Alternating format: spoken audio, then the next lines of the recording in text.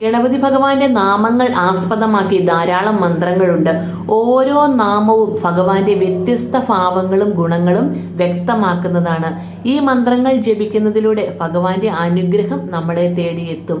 ആ കൃപാകടാക്ഷത്തിലൂടെ തടസ്സങ്ങളെല്ലാം അകന്ന് ജീവിതത്തിൽ വിജയം കൈവരിക്കാനായിട്ട് നമുക്ക് സാധിക്കും. ഭഗവാന്റെ ഈ ശ്രേഷ്ഠമായിട്ടുള്ള മന്ത്രങ്ങൾ ജപിക്കുന്നത് മുഖാന്തരം എല്ലാ ഭക്തരെയും സർവ്വ ഐശ്വര്യവും നൽകി ഭഗവാൻ രക്ഷിക്കും. എല്ലാ രീതിയിലും വൃത്തിയും ശുദ്ധിയും പാലിച്ചു വേണം ഈ മന്ത്രങ്ങൾ ജപിക്കേണ്ടത്. അതേപോലെ കത്തിച്ചു വെച്ച ആ നിലവിളക്കിന്റെ മുന്നിലിരുന്ന് വേണം നമ്മൾ ഈ ഒരു മന്ത്രം ജപിക്കാനായിട്ട്. ഞാനിവിടെ ഗണപതി ഭഗവാന്റെ ഏറ്റവും പ്രധാനപ്പെട്ട 6 മന്ത്രങ്ങളെ കുറിച്ചിട്ടാണ് പറയുന്നത്. അപ്പൊ 6 മന്ത്രങ്ങളും അവ എന്തിനൊക്കെ വേണ്ടിയിട്ടാണ് ജപിക്കേണ്ടത് എന്നും അതേപോലെ തന്നെ ആ ഒരു മന്ത്രത്തിന്റെ അർത്ഥം എന്താണ് എന്നും ഒക്കെയാണ് ഈ ഒരു വീഡിയോയിലൂടെ വ്യക്തമായിട്ട് പറയുന്നത്. അപ്പോൾ നിങ്ങൾക്ക് നിലവിളക്കൊക്കെ തെളിയിച്ച് നാമം ജപിക്കുന്ന സമയത്ത് ഈ 6 മന്ത്രങ്ങളും ജപിക്കാവുന്നതാണ്. ഇനി 6 മന്ത്രങ്ങളും ജപിക്കാൻ പറ്റാത്ത സാഹചര്യമാണ് എങ്കിൽ നിങ്ങൾക്ക് ആവശ്യമായിട്ടുള്ള ഒരു മന്ത്രമായിട്ടും ഈ ഒരു മന്ത്രങ്ങൾ ജപിക്കാവുന്നതാണ്. അപ്പോൾ ഇത് എല്ലാ മന്ത്രവും ഒരുമിച്ച് ജപിക്കണമെന്നോ വേറെ വേറെ ജപിച്ചത് കൊണ്ട് പ്രത്യേകിച്ച് ദോഷമോ ഒന്നും ഇല്ല. നമ്മുടെ ഭക്തരുടെ ഇഷ്ടമാണ് ഇത് എങ്ങനെയാണ് ജപിക്കേണ്ടതെന്ന്. നിങ്ങൾക്ക് ഒത്തിരി സമയമൊക്കെ ഉണ്ട്, അതിനു വേണ്ടിയിട്ട് നിങ്ങൾക്ക് പ്രാർത്ഥിക്കാനുള്ള സാഹചര്യമുണ്ട് എന്നുണ്ടെങ്കിൽ ഞാൻ ഈ പറയുന്ന 6 മന്ത്രങ്ങളും ഒരേ സമയം ജപിക്കാവുന്നതാണ്. അപ്പോൾ 108 തവണയൊക്കെ ജപിക്കുന്നത് വളരെ ശ്രേഷ്ഠമാണ്. ഇനി നിങ്ങൾ അല്ലാന്നുണ്ടെങ്കിൽ തുടക്കത്തിലൊക്കെ നിങ്ങൾ 11 തവണയോ അല്ലെങ്കിൽ 21 തവണയോ ഒക്കെ ജപിച്ച് നിർത്തിക്കൊള്ളുക. ഇനി ഒരു മന്ത്രം മാത്രമായിട്ടാണ് ജപിക്കുന്നതെങ്കിലും അതും നമ്മുടെ ഭക്തരുടെ ഇഷ്ടമനുസരിച്ച് 11, 21, 108 അങ്ങനെയൊക്കെയുള്ള സംഖ്യകൾ നമുക്ക് ജപിക്കാവുന്നതാണ്. അപ്പൊ ഞാൻ ഓരോ മന്ത്രങ്ങളും പറയാം. അത് ജപിക്കുന്നത് മുഖാന്തരം നമ്മുടെ ജീവിതത്തിൽ ഉണ്ടാകുന്ന ഗുണങ്ങൾ പറയാം. അപ്പൊ അതിന്റെ അർത്ഥവും പറയാം. അപ്പോൾ നിങ്ങൾക്ക് പെട്ടെന്ന് ഏത് മന്ത്രമാണ് നിങ്ങൾക്ക് ആവശ്യമായിട്ടുള്ളത് അത് തിരഞ്ഞെടുത്ത് ജപിക്കാനായിട്ട് ഈ പറയുന്നത് മുഖാന്തരം സഹായിക്കും. അപ്പൊ അതിലെ ആദ്യത്തെ മന്ത്രം ഇതാണ്: ഓം ഗണാധ്യക്ഷായ നമ.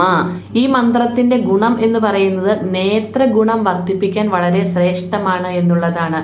സ്വയം ശരിയായ വഴിയെ നീങ്ങാനും നമ്മുടെ കുടുംബത്തിലുള്ളവരെ അല്ലെങ്കിൽ നമ്മുടെ കൂട്ടത്തിലുള്ളവരെ ശരിയായ ദിശയിലേക്ക് നയിച്ച് വിജയത്തിലേക്ക് എത്തിക്കാനും സഹായിക്കുന്ന ഒരു മന്ത്രജപമാണ് ഓം ഗണാധ്യക്ഷായ നമ എന്നുള്ളത്. അപ്പൊ ഈ ഒരു മന്ത്രം നിങ്ങൾ കുടുംബനാഥനാണെങ്കിൽ ജപിക്കാൻ വളരെ ശ്രേഷ്ഠമാണ്. അല്ലെങ്കിൽ നിങ്ങൾ കുടുംബനാഥയാണെങ്കിൽ നിങ്ങളുടെ കുടുംബത്തെ നയിച്ചു കൊണ്ടുപോകുന്നത് ആരാണോ അവർക്ക് ജപിക്കാൻ പറ്റിയിട്ടുള്ള വളരെ ശ്രേഷ്ഠമായിട്ടുള്ള ഒരു മന്ത്രജപമാണ് ഇത്.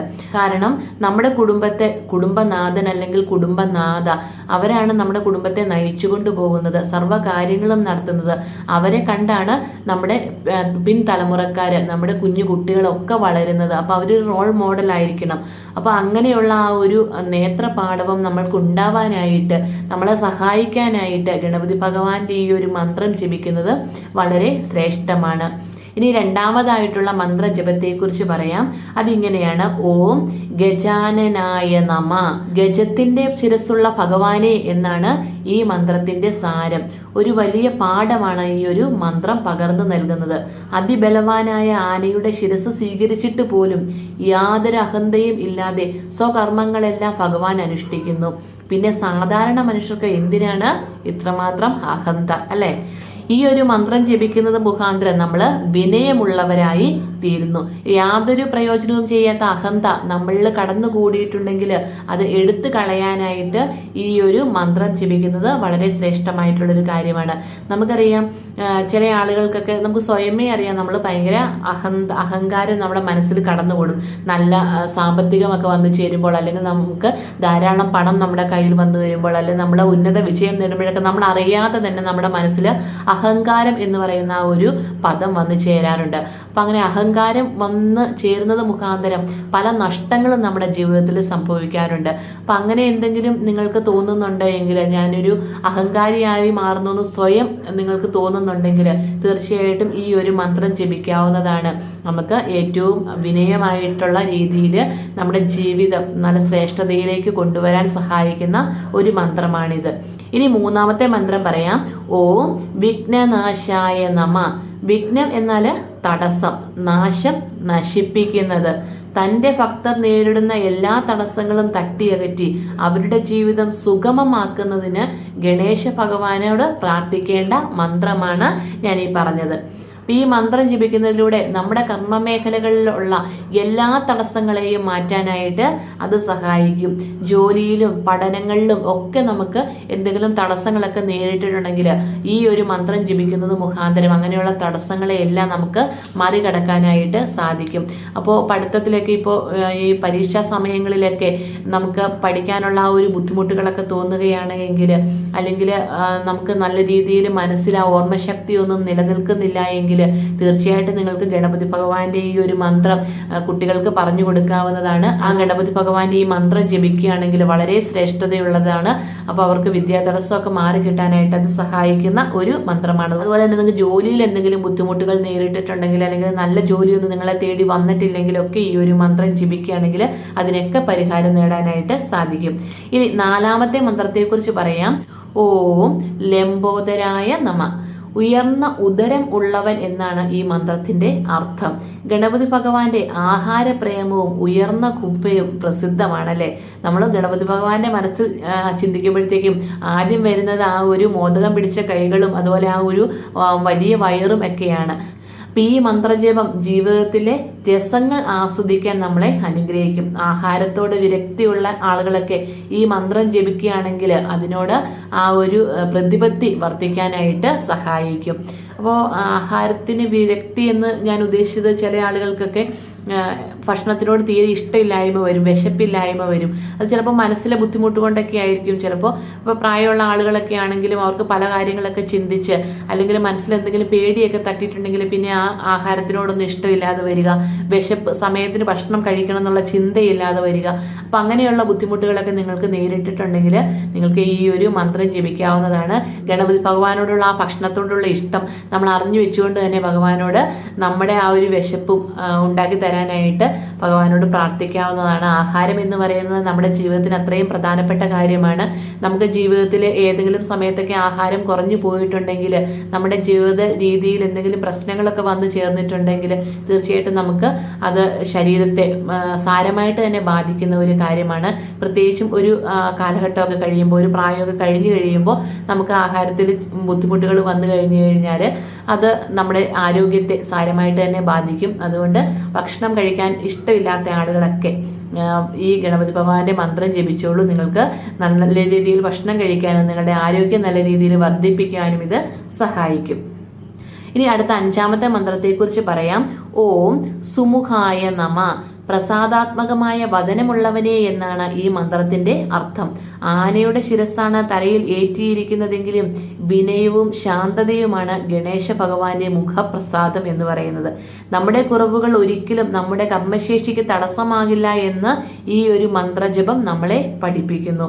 എന്ത് കുറവുണ്ടായാലും എളിമയുണ്ടെങ്കിൽ ക്രിയാത്മകമായ പ്രവർത്തനങ്ങൾക്ക് ഒരു തടസ്സവും ഉണ്ടാവുകയില്ല. അപ്പോൾ നമ്മൾ ഇല്ലായ്മയെക്കുറിച്ച് ഓർത്ത് സങ്കടപ്പെടാതെ നമുക്ക് ഉള്ളതിനെക്കുറിച്ച് ഓർത്ത് സന്തോഷിക്കാനുള്ള ഒരു മനസ്ഥിതി നമ്മുടെ ജീവിതത്തിൽ ഉണ്ടാക്കിയെടുക്കാനായിട്ട് സഹായിക്കുന്ന ഒരു മന്ത്രമാണ് ഇത്. അപ്പം അങ്ങനെയുള്ള ആളുകളൊക്കെ, അങ്ങനെ മനസ്സുള്ള ആളുകളൊക്കെ എന്തിനെക്കുറിച്ചെങ്കിലും നിങ്ങൾക്ക് വിഷമം തോന്നുന്നുണ്ടെങ്കിൽ, ഞാൻ ഇല്ലാത്തവനാണ് എന്നുള്ള തോന്നലുണ്ടെങ്കിൽ, അല്ലെങ്കിൽ എന്ത് കാര്യത്തിൽ നിങ്ങൾക്ക് പിറകിലോട്ട് പിടിച്ചു വലിക്കുന്ന ഒരു മനസ്ഥിതി ഉണ്ടെങ്കിൽ ഒക്കെ ഈ ഒരു മന്ത്രം ജപിക്കാവുന്നതാണ്. അതിനൊക്കെ പരിഹാരം നേടാനായിട്ട് സാധിക്കും. സന്തോഷമുള്ളൊരു മനസ്സുണ്ടാവാനായിട്ട് സാധിക്കും. ഇനി അടുത്തത് 6ാമത്തെ മന്ത്രത്തെക്കുറിച്ച് പറയാം. ഓം ഗജകർണകായ നമ. ഗജം എന്നാൽ അറിയാലോ, ആന എന്നാണ് അർത്ഥം. കർണം എന്നാൽ കാത് എന്നും. ഗണേശ ഭഗവാന് ആന ചെവിയാണുള്ളത്. ചെറിയ ശബ്ദം പോലും പിടിച്ചെടുക്കാനും തിരിച്ചറിയാനും നല്ലതും ദോഷവും മനസ്സിലാക്കാനും ഈ ഒരു ചെവി മുഖാന്തരം സാധിക്കുന്നു.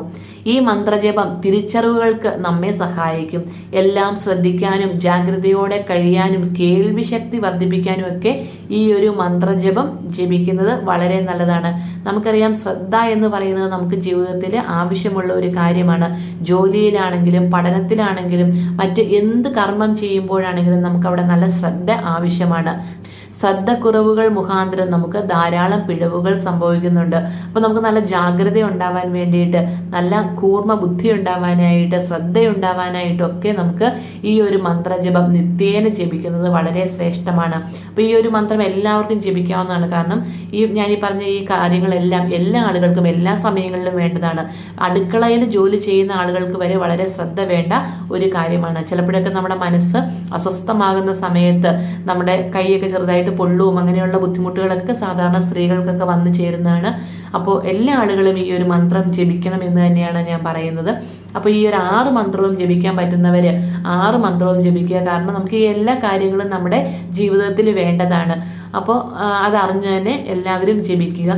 ഇനി നിങ്ങൾക്ക് കുട്ടികളൊക്കെയാണ്, അതല്ല നിങ്ങൾക്ക് മറ്റ് എന്തെങ്കിലും പ്രധാനപ്പെട്ട കാര്യങ്ങൾക്ക് വേണ്ടി മാത്രമാണ് മന്ത്രം ജപിക്കണമെന്നുണ്ടെങ്കിൽ ഇതിൽ നിങ്ങൾക്ക് ഉചിതമായിട്ടുള്ള മന്ത്രം തിരഞ്ഞെടുത്തിട്ട് ആ മന്ത്രം ജപിക്കുക കേട്ടോ. ഇത് വളരെ ശ്രേഷ്ഠമായിട്ടുള്ള മന്ത്രങ്ങളാണ്. 6ഉം ഗണപതി ഭഗവാന്റെ അനുഗ്രഹം നേടാൻ വേണ്ടിയിട്ട് വളരെ നല്ലതാണ്. അപ്പോൾ ഇത് രാവിലെയോ വൈകുന്നേരമോ നിങ്ങൾക്ക് ജപിക്കാവുന്നതാണ്. നിലവിളക്ക് തെളിയിച്ച് കഴിഞ്ഞതിന് ശേഷം വേണം ഈ ഒരു മന്ത്രജപം നടത്താനായിട്ട്. വെറുതെ ഇങ്ങനെ ഇരുന്ന് ഈ ഒരു മന്ത്രജപം നടത്താൻ പാടില്ല. അല്ലാതെ നമ്മളിങ്ങനെ വെറുതെ മനസ്സിലിങ്ങനെ ഉരുവിട്ടുകൊണ്ട് ഈ ഒരു മന്ത്രജപം നടത്താൻ പാടില്ല. അതിൻ്റെ ശുദ്ധിയോടും വൃത്തിയോടും കൂടി നമ്മൾ വിളക്കൊക്കെ കത്തിച്ച് വെച്ച് ഭഗവാനെ മനസ്സിൽ ധ്യാനിച്ചുകൊണ്ട് തന്നെ വേണം ഈ ഒരു മന്ത്രജപം നടത്താനായിട്ട്. അങ്ങനെയാണെങ്കിൽ എത്രയും പെട്ടെന്ന് തന്നെ നമ്മുടെ ജീവിതത്തിൽ ആ ഒരു അനുഗ്രഹം തീർച്ചയായിട്ടും ഉണ്ടാവും. എല്ലാ കാര്യത്തിലും ഭഗവാന്റെ ഒരു അനുഗ്രഹവും ചൈതന്യവും നമ്മളുടെ കൂടെ എല്ലാ സമയങ്ങളിലും ഉണ്ടാവും. അപ്പോൾ എല്ലാവരെയും ഈശ്വരൻ അനുഗ്രഹിക്കട്ടെ എന്ന് പ്രാർത്ഥിച്ചുകൊണ്ട് നല്ലൊരു വീഡിയോയുമായിട്ട് നമുക്ക് വീണ്ടും കാണാം. നന്ദി, നമസ്കാരം.